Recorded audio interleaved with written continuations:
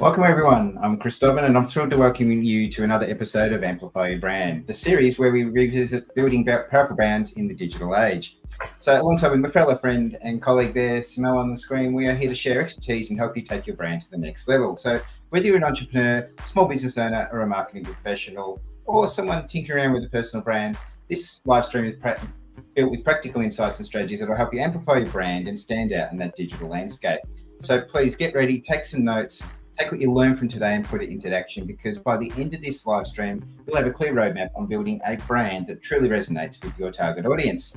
So thank you again for joining us today, and let's find another way to amplify your brand. And Sim, it's a new year and it's a good opportunity to revisit a whole bunch of things that we did last year, and I guess they're always good to revisit at this time of year, because there's a lot of people who got a few cobwebs or still probably getting the sunburnt tan. Yep. Well, the Australian ones. Yes, on this exactly. hemisphere. Yeah. So we're revisiting the topic of how to identify and develop your why and unlocking your potential. And there's a few reasons why this is important, because you're going to get out of bed in the morning. You kind of want to know why you're doing it, right? Yes. It's always useful to have a purpose, and brands are no different to us as humans, understanding why we need to do things. A brand, even though we talk about this, you don't control every aspect of your brand, but you can definitely give it a shining light, a north star, all those kind of things to give it direction. Absolutely. Navigating that brand through perception and through its daily interactions is what your job as the brand leader, as the head in charge is. And today's live session on the topic of why will be very contextual, because just recently some of us have gotten back into working. We all came from the new year. Some of us took 1 week off, 2 weeks off, and rust might have settled in. The questions of why we do what we do might be worth revisiting. So this is the session where we go back to the foundational piece of everything that brands are about. So with That's that, right. let's dive. Get into it. Yeah. So to kick off the why, just reminding everyone that whatever we're doing today is revisiting the 8 steps we have in our P8 program, where we look at the purpose, problem, people, product, protect, promote, positioning, and persona types of things. We today are really kicking off with number 1. We're starting off with the purpose. So looking forward to getting into what that will be all about. And as the little picture shows there, the why is the center of everything, and we obviously looking for direction from that to getting the hows and the whats. So let's describe it. Developing your why is a critical step in building a strong, compelling brand. Your why is the reason for your existing, your purpose, and the values that drive your business. It's the foundation upon which you build your brand, and it informs everything from your messaging to your marketing strategy. Couldn't be any more truer with what we just talked about. The fact that, you get out of bed in the morning and you know why you're getting out of bed, you know what the next steps are. Now, obviously there's have breakfast, brush your teeth, all those kind of things. But once you get down and sit down at the desk and you need to start doing the business, or you have to do those first phone calls to get your clients happy or follow them up or whatever the case be, there's a whole reason inside us internally that we struggle with for why we're doing it. And if you know that, it's actually a different approach to that. You jump out of bed, you get excited, you get pumped, and you know why you're talking to that person, or you know why you're going to do that thing in the morning, whatever that thing is. You're rejuvenated because it's your thing now. You know why you're doing it and the steps you have to take to get there. Yes, absolutely. I call it the source of everything. I love this upcoming slide right here. It's Talk through it. Wait, hello. oh, All right. that one right there. That one. Yeah. Right there. Yes, got it. Viktor Frankl, the author of the book Man's Search for Meaning. I love this book. It was one of the foundational reading pieces that propelled me to take action on a number of fronts in my entire life, professionally speaking, personally speaking, And I highly encourage everybody to gain some perspective by reading Viktor Frankl's little book. It might not be comfortable to do so. And I say that because his book is about his experience of the Holocaust, how he overcame the living through concentration camps, which everybody is aware or should have a notion that how horrific that period in the history of mankind was, and how he found a why to live through it. And his notes on the people who didn't have that why in place and how easy they felt succumbed through everyday life and the harsh life in those situations. I'm getting goosebumps as I talk about this because that's how valuable I find this to the pertinence of brands and brand building. Like we've all heard stories of the granny who lifted the car to save the baby. We all know about Steve Jobs's immense will to connect humanity to technology and therefore creating one of the most transformational companies on the planet. We know stories of athletes who, under similar conditions, made huge regressions and progressions because the right why was in place or was omit from being in place. It was not found. So this is why. The why is important. If we understand that every day we're going to face challenges, and no matter those challenges, the why keeps us moving through them, we're in a much better place to be able to wake up energized and take it to the world. Yeah, exactly. But it's not just that if you know your why, you just generally, the reason you do everything just makes things easier. Like those challenges you talked about, everyone's going to have them. Like you're going to have those moments where you're just not sure why you're doing what you're doing. You question everything. Yeah. But if you really understand your why, you, for some reason, internally, when you have those challenges, they're not really challenges. They're just things you'd have to deal with. You just move forward. You just keep doing your thing. You reach into the bag of tricks that work for that one, and you do it. I just know when I'm in the zone of the why, even if I'm experiencing something horrific in that moment, I just actually deal with it a lot better because I just go, well, it'll work out. This is just part of that process, and it's just the journey I'm on this day.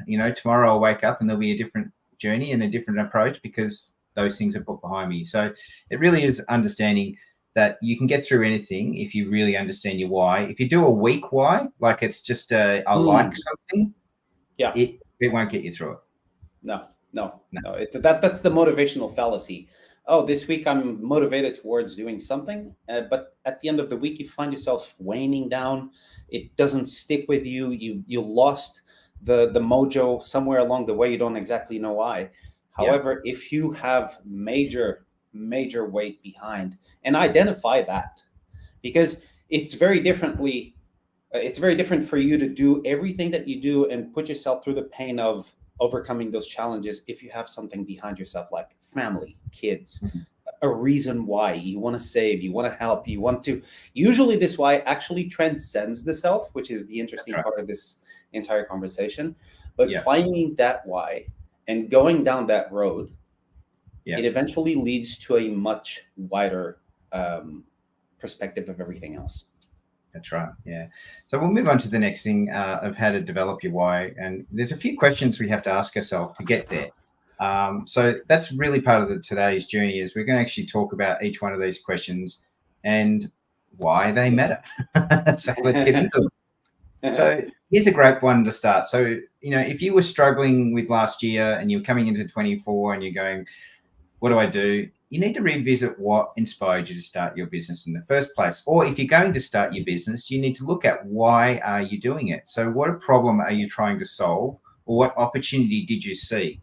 Make sure you take note of that and look at the person, not yourself. Don't think what problem am I solving for myself.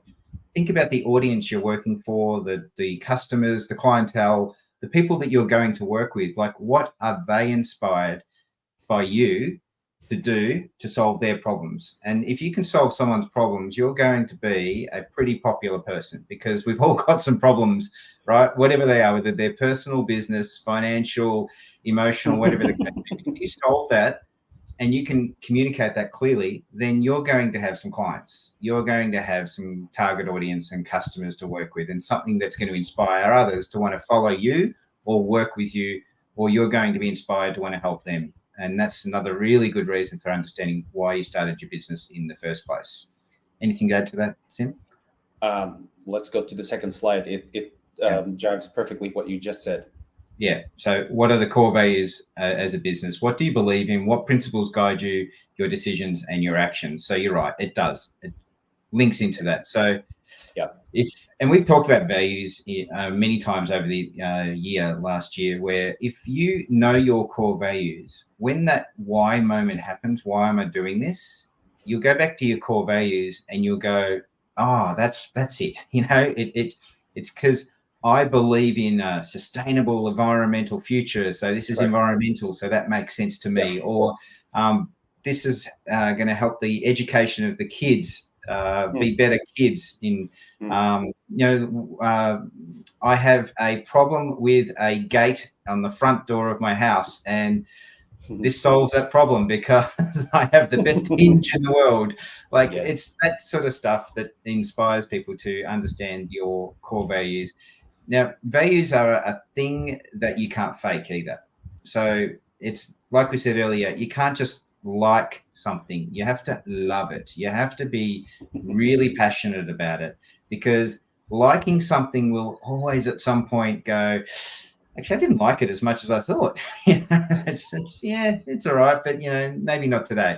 When you're passionate about it, you really, really want to do it. And if you can marry that up with these core values, what happens is you end up with this great melting pot of just like, they call it like the zone, which is another topic we've talked about, the zone of genius. You end up in flow. Things just seem to come easy. And if they aren't coming easy, it's probably because you haven't got these things right. And that's what I think we need to touch on today. If you're struggling right now with certain things inside your business, it's possibly because you haven't got these couple of questions answered properly. Yes. And you need to revisit them. And speaking of questions, this is probably one of the more left-sided questions we go through with our clients when we ask them about core values as a business. They always give you that first reaction of, what do you mean by that? I'm creating this product. I have this service. And it's much, much, much below that. It's underneath that entire layer of what the outcome that you offer to the public is.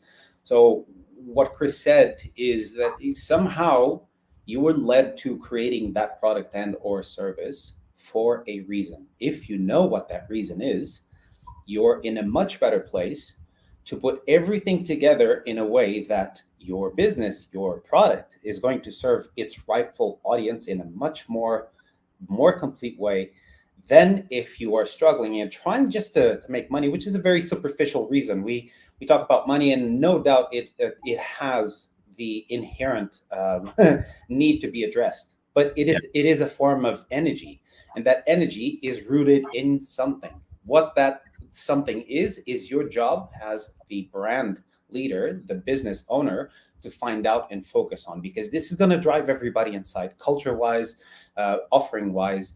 Everything stems from you knowing who you are and where you're headed.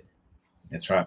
Hence why today's conversation isn't about how to make ice cream or cakes or anything like that, because that's correct. Not our thing. So once you understand the why you started the business and what your core values are, one of the things you need to really identify is who is your ideal customer and what problems or needs do they have that your business can address. So as you were touching on there, Sim, if you solve a particular problem for somebody, that ideal customer then has certain things they need, and that can be a place that they hang out, locations. It could be things that they do, habits. There's all these things that just start to come to the surface. So you may have this amazing thing that you want to do that has this amazing values that you've aligned to, and now you've got this problem that you solve for the people. And those ideal customers, we all have and we do this with clients, and so many clients say this to us: "Oh, we're for everybody. Like anybody can use our product." It's like, Yeah. Big one, great. big fallacy. Yeah.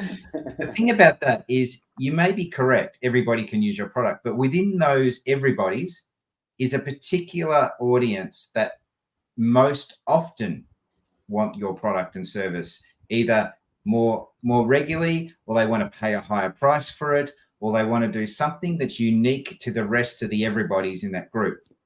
If you can narrow down on that, that's who you're talking to. What will happen is all the outliers, all the extras will come in eventually because they want the little bits of it, but the person that really wants it, they will buy it because you're talking to them. Yeah, and it's an underlying theme, not necessarily the generality of it. For example, the answer that Chris just referred to, oh, we serve everybody. Anybody can buy our products. Physically, it can, technically, it can be true. And the example that I want to get to is, for example, cafe owners, right?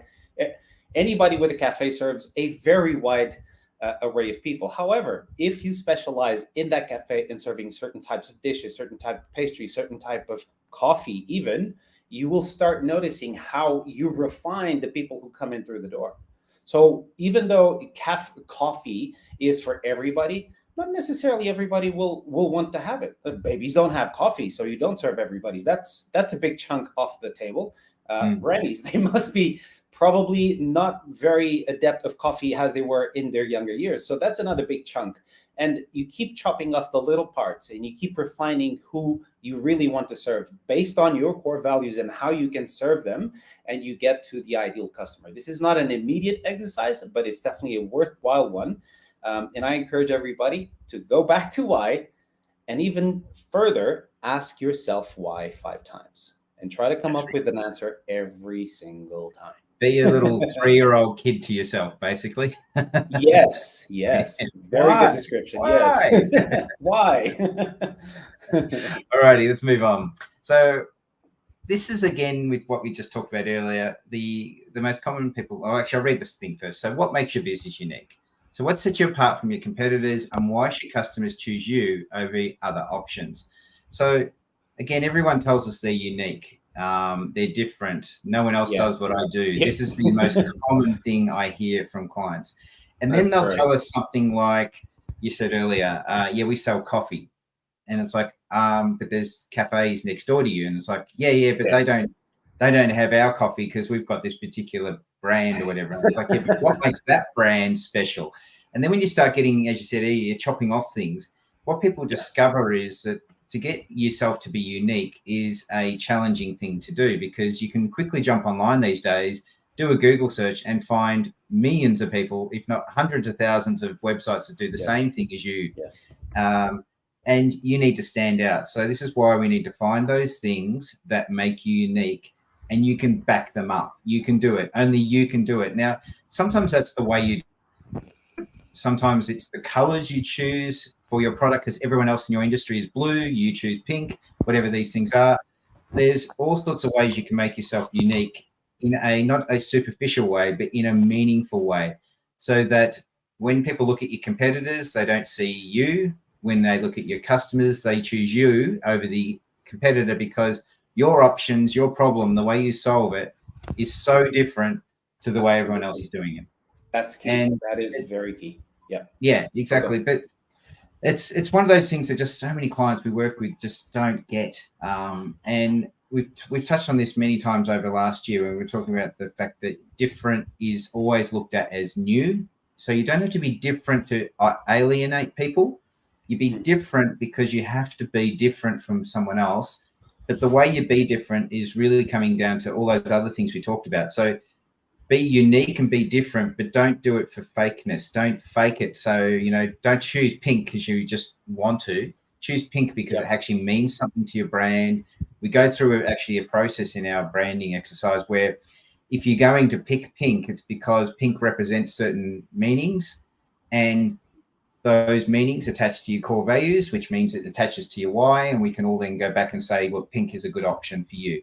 But if you're choosing it because Barbie is a trending thing that's going on right now, then maybe not the best reason for picking pink. just like Barbie comes and goes through cycles of popularity, your business will probably get dragged along in and out of those trends of validation. And And what exactly. go. No, I was going to say, and I if you was can survive the trenches, then maybe great, but you're going to see a few yes. of them. So, Correct.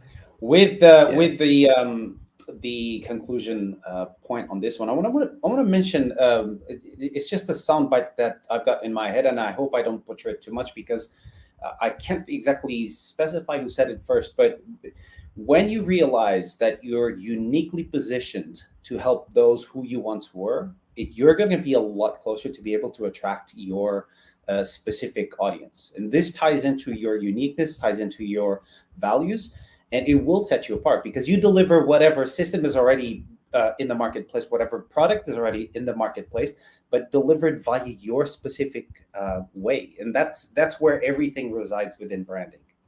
That's right. Yeah, love it.